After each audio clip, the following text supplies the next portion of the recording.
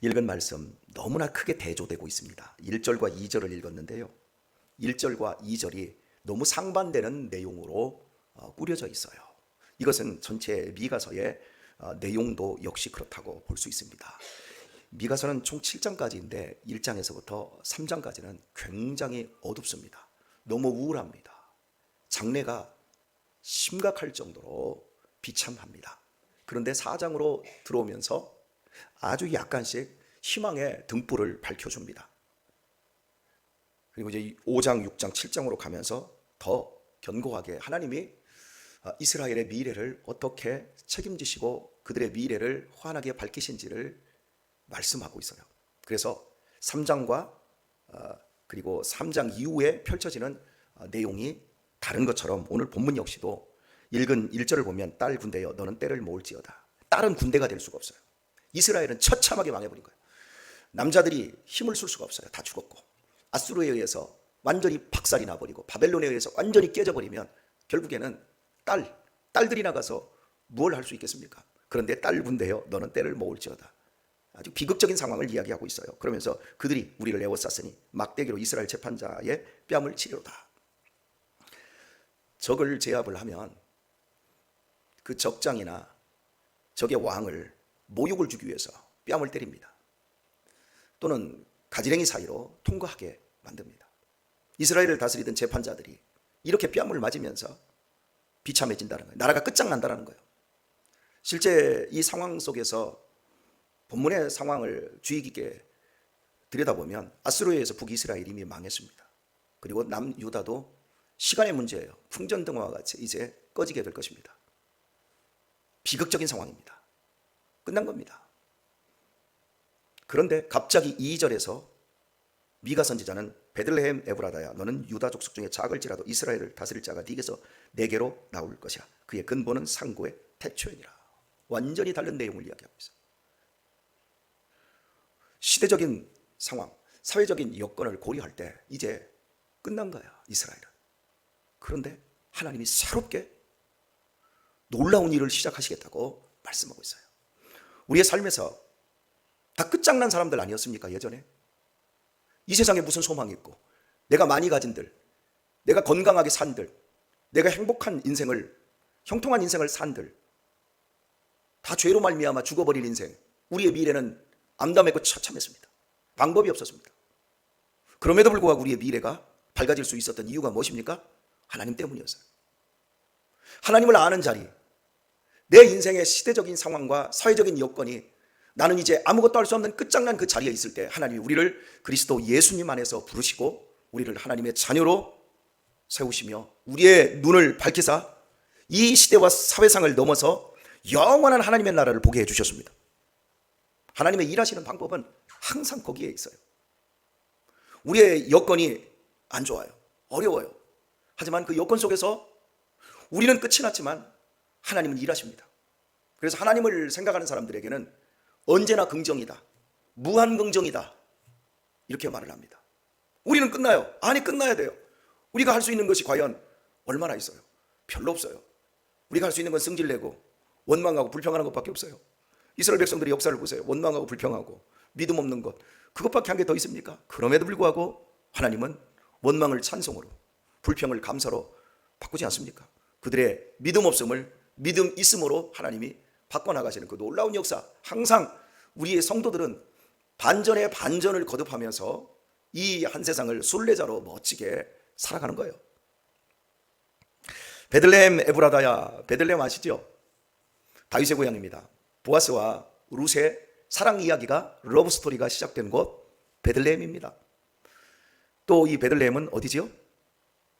우리 성탄절에 항상 하는 것, 예수님 탄생하신 고향 얘기예요. 바로 지금 그 얘기를 오늘 본문에서 하고 있어요. 그러면 예수님이 오실, 아기로 태어나실 베들레헴에 오실 그 시간과 미가가 오늘 말하고 있는 이 시간과의 그 차이는 700년입니다. 미가는 처참하게 나라가 멸망하는 가운데서 700년 후에 하나님이 역사하실 그 시간을 바라보며 오늘 본문에서 노래하고 있는 거예요. 얼마나 멋집니까? 오늘을 충실하게 살기 위해서 우리는 애를 씁니다. 조금 더 먼 미래를 바라보며 하나님이 하실 그 놀라운 일들을 우리가 바라볼 수 있다면 얼마나 우리가 여유로운 인생을 살 수 있겠습니까? 어제 주일 예배 설교 시간에 제가 여러분에게 영상을 보여드렸어요. 박지성 선수가 포르투갈전에서 반대편 이영표 선수가 올려준 골을 오른쪽 가슴으로 트래핑하고 떨어지는 공을 다시 오른쪽 발로 살짝 왼쪽으로 바꾼 다음에 선수 하나를 제키고 그냥 발리슛으로 골을 넣지요. 그거 우리 수백 번 봤던 것 같아요. 2002년 그날의 감격. 그때 우리 얼마나 뜨거웠습니까? 그 장면, 그 골을 넣을 때 모든 사람들이 자리에서 벌떡 일어나서 만세를 부르고 얼싸안고 감격하고, 그리고 그 경기가 끝났을 때 밖에서 빵빵거리면서 그렇게 돌아다녔던 그 경험이 우리에게 있어요.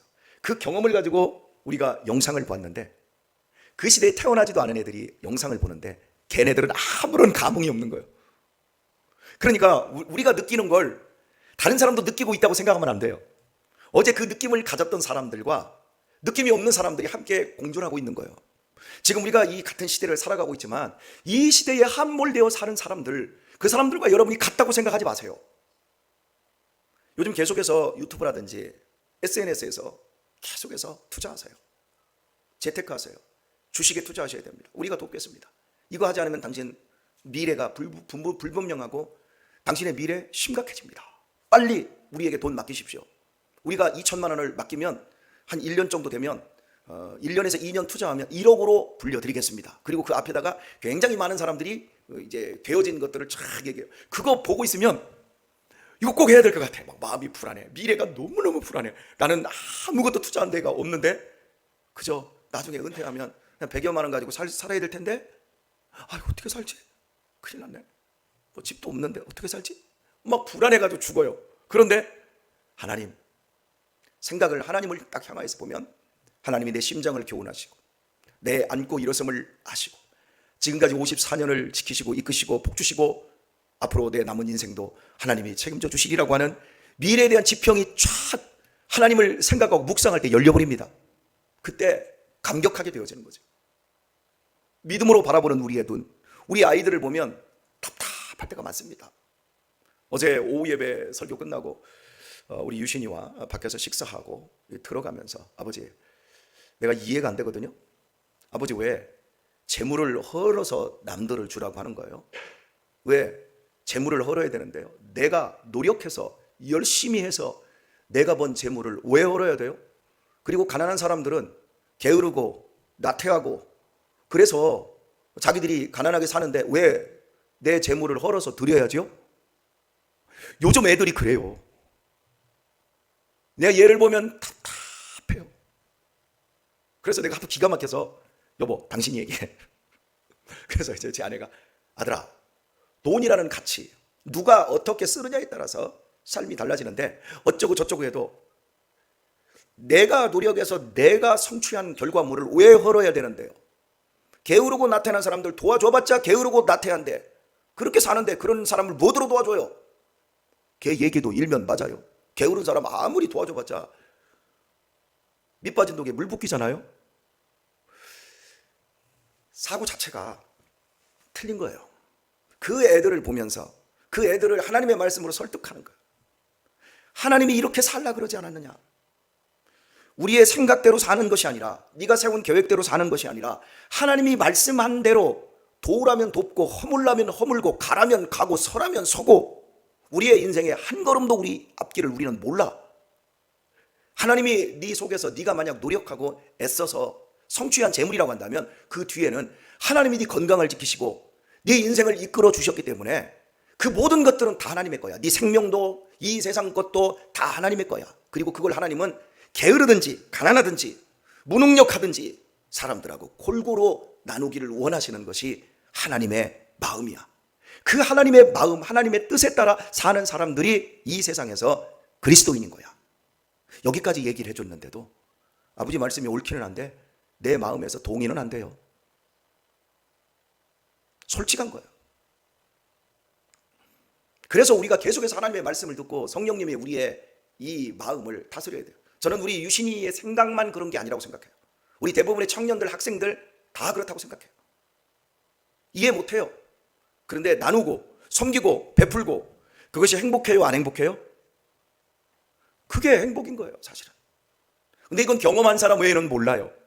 그리고 흩어 구제하여도 하나님이 우리에게 축복하시는 것이 있고, 아주 과도하게 모아도 그것이 내 것이 안 되는 이런 삶의 경험들을 우리가 하면서 하나님의 말씀대로 살아야 되는 거구나, 이걸 경험한 사람들은 내가 왜 그렇게 살아야 되는지 물을 필요가 없어요. 조금 더 먼 미래, 하나님이 확실하게 이끄시는 장래의 소망들, 내가 예수님 안에 있고 예수님께서 또한 내 안에 계시고, 이것이야말로 인생의 가장 든든한 미래라는 그 사실, 그걸 바라볼 수 있는 것, 거기에 내가 가야지라고 하는 것만 있는 것이 아니라 내 마음도 아멘, 실제로 내 마음도 동의가 될 수 있는 데까지 갈 때 우리의 삶은 아무것도 두려워할 것 없는 멋진 삶을 살게 되어지지요. 조금 더 먼 미래, 700년 앞선 미래를 바라보는 이 미가 선지자의 시각. 자, 오늘 단어 하나만 생각하고 오늘의 말씀을 정리를 좀 해볼까 합니다. 베들레헴 에브라다야 말씀이에요. 베들레헴은 벳, 이게 집이라는 뜻이에요. 레헴은 빵, 떡이라는 뜻이에요. 그러니까 베들레헴은 떡집이라는 뜻이에요. 빵집이라는 뜻이에요. 풍성한 걸 말하는 거잖아요. 에브라다야 이렇게 말해요. 에브라다는 에브랏이에요. 정확한 지명이 에브랏. 이것을 노래로 바꾸면서 에브라다야 이렇게 지금 말한 거예요. 에브랏은 풍성한 열매라는 뜻이에요. 자, 이 두 단어를 지금 미가가 함께 여기에다가 쓰고 있어요. 베들레헴 에브라다야, 정확하게 이렇게 지금 말하고 있는 거예요. 풍성한 열매가 있는 떡집아, 이렇게 말하고 있는 거예요. 풍성한 열매가 있는 빵집, 인생의 행복과 여유를 가져다 줄 수 있는 아주 맛있는 식당, 이렇게 얘기하고 있어요. 근데 지금 그 앞절과 대조해서 오히려 이 말씀을 듣는 사람들은 더 비참해지는 거예요. 여러분, 굉장히 내가 지금 배가 고파요. 돈이 없어요. 인생의 가장 절망적인 때예요. 그때 누군가가 예전에 굉장히 잘 나갈 때를 막 옆에서 얘기를 해주면 속상한 거예요. 더 배고파지는 거예요. 베들레헴 에브라다야.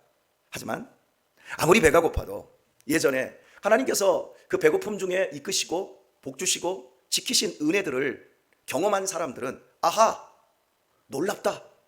그래, 하나님께서 하신 그 일에 다시 한번 내 믿음을 투영하며 일어설 수 있는 거지요. 여러분에게 어떤 경험이 여러분의 인생을 이끌어갑니까? 과거는 과거에 머물지 않습니다. 항상 과거는 미래를 여는 어떤 생각의 지평을 가져다 줍니다. 많은 경험을, 좋은 경험을 할수록 사람은 그 좋은 경험의 틀 속에서 미래도 역시 그렇게 관조합니다. 물론 나쁜 경험 역시도 미래를 관조하는 대로 나가게 되어 있습니다. 말씀 맺으면서 저희 딸이 어제 제게 이야기했던 부분을 잠시 좀 나누고 말씀을 맺겠습니다. 지금 제 딸이 대학원 세 군데를 지금 시험 중에 있습니다. 딸의 얼굴을 잘 못 볼 정도입니다. 새벽에 일찍 나가서 밤에 12시 넘어서 들어올 정도로 피아노에 그렇게 매달리면서 자기가 살아오면서 이렇게 열심히 한 적 없다, 이렇게 간절히 해본 적이 없다, 그러면서 이렇게 열심히 했는데 하나님의 뜻이 없어서 나를 떨어뜨린다면 난 너무 속상할 것 같아. 내 노력으로 되어지는 게 아니고 하나님의 뜻으로 되어지는 것이라는 걸 아는데도 만약에 떨어진다면 제가 못 견딜 것 같아요 하면서 막 울어요. 제가 보기에도 이렇게 열심히 한 적이 없어요. 아버지로서 제가 이야기를 하면서, 아버지, 내가 붙여달라고 하나님 앞에는 기도 못해요. 왜냐하면 하나님의 뜻이 내 뜻보다 앞서니까요. 그건 내가 알겠어요. 그래서 야 딸아, 그렇게 기도하지 마. 네 마음에서 원하고 있잖아, 붙는 거. 그러면 하나님 붙여주세요. 붙여주세요. 하지만 붙여주세요 한 다음에 그 뒤에 이렇게 해라. 만약에 하나님의 뜻이 아니어서 떨어뜨리시면 떨어뜨렸을 때 내가 그것을 받아낼 수 있는 마음도 주세요.